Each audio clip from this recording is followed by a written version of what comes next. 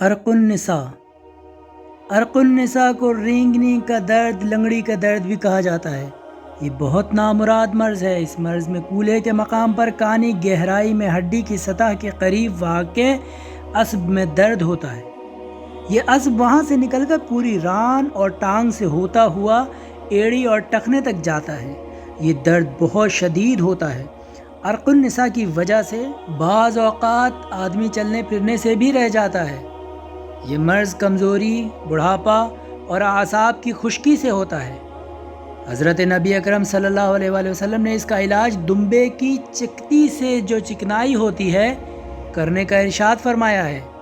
حضرت انس بن مالک رضی اللہ تعالی عنہ سے روایت ہے کہ حضرت رسول اللہ صلی اللہ علیہ وآلہ وسلم نے فرمایا، عرق النساء بیماری کی دوا عربی دمبے کی چکتی میں ہے۔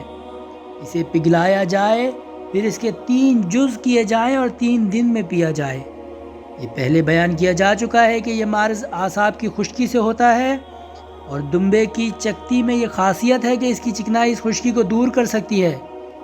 حضرت صلی اللہ علیہ وآلہ وسلم نے دمبے کی چکتی کو عرق النساء کا علاج قرار دیا ہے۔